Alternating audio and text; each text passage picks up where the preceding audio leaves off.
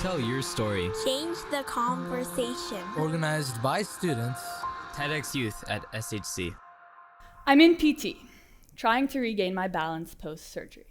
Placing any weight on my left leg is unbearable, let alone balancing on it. But then, I hear the music. A rhythm seeps into my mind, guiding me, pushing me. And the next thing I know, I'm standing on my left leg for the first time. Music had always been there, a constant backdrop in my life. I used it to hype me up before games, fill my time on long bus rides, keep me company during late-night study sessions. But I never understood its true power until I needed it to heal me. Early mornings, late nights, my life revolved around the court. My day didn't truly begin until I stepped onto the polished hardwood, the warmth of the sweat hitting my skin, the rhythmic squeak of sneakers echoing through the gym. I was addicted to volleyball. Practice after practice, tournament after tournament, I pushed my body beyond its limits, living for the rush of the game. Volleyball wasn't part of my life. For 6 years, it was my life. It was my identity. It was the last game of a grueling yet exciting season, the one separating us from nationals, the kind that makes your heart pound, your muscles scream, but you push through because victory is right there. We were so close. Then came the play. A perfect set, I jumped higher than ever, eyes locked on the ball, ready to slam it down. And I did, but in that split second, something fell off. My landing was wrong. My left leg took all my weight, twisting unnaturally. Everyone heard it. A pop. Loud, sharp, menacing. And then, silence. Suddenly, it was all ripped away. My body crumbled to the ground. My teammates rushed over, voices blending into static. My mom looked at me, tears filling her eyes as she shared my pain. My coach kneeled beside me, telling me to breathe. But I couldn't. I just wanted to keep playing. It's not my ACL, it's not my ACL, it's not my ACL, I told myself. But it was.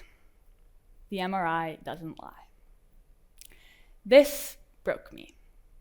Partly because of the pain, partly because of the surgery looming ahead, but mostly because I knew volleyball no longer existed for me. In that moment, I was trapped in silence. The pop had swallowed all sound. No more squeaking sneakers, no more cheering teammates, no more shouting after winning a game. Just silence. And in that silence, I found music. After my surgery, I had nothing to do but lay in bed all day, caught in a state of stillness, time stretching endlessly before me. So I turned to something I'd always enjoyed, music. At first, it was just something to fill the emptiness. I'd always loved it. I played piano, even composed songs, and let me tell you, those middle school lyrics, a little questionable. But before my injury, it was always in the background. Now, it was different. Music magically shifted to the foreground of my attention and became the ally I needed in my return to normalcy. At first, I just needed something to drown out the frustration, the fear, and the uncertainty that I had felt. But as I listened, I started really hearing the lyrics, feeling the melody. Music wasn't just a distraction anymore. It became my therapy. Pain was an inevitable part of my recovery. Bending my knee for the first time felt like tearing it all over again. Climbing stairs on one leg, pushing myself to stretch further than I thought possible. Every movement was agony. But to my great surprise, I wasn't as sensitive to pain when the right music was playing. Music created a buffer between my mind and the discomfort, forcing me to focus on something else, on the beats, on the changes in tempo, the differences in pitch. With music, I was pushing through exercises that would have otherwise been unbearable. Research done by the National Institute of Health confirms this. Music reduces perceived pain by triggering dopamine release, the same chemicals that many painkillers target, but without the side effects. Unlike drugs, music has no risk of dependency, no harmful long-term effects, only benefits.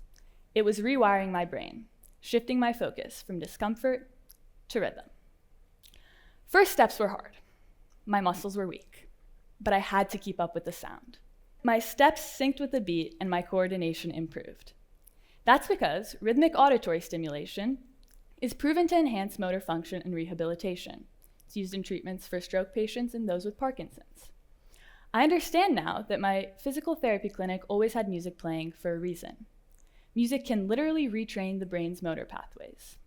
So I leaned in. I created playlists specifically for PT.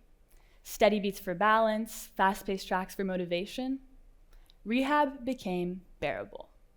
Music was rebuilding my body.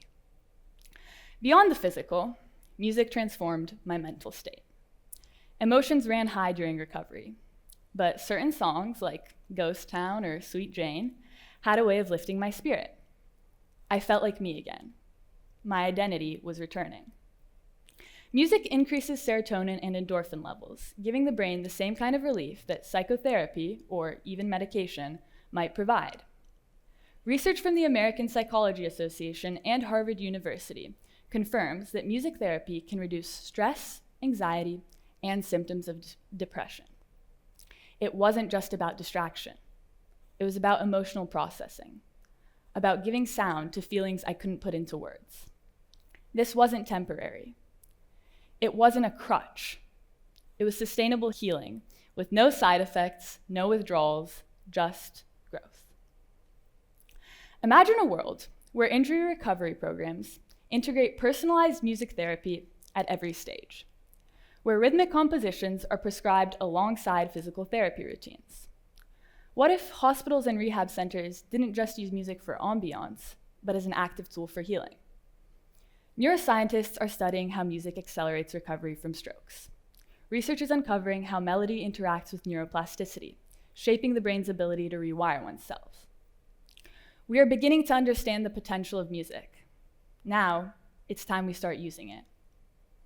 Music is more than just an art form. Music is medicine.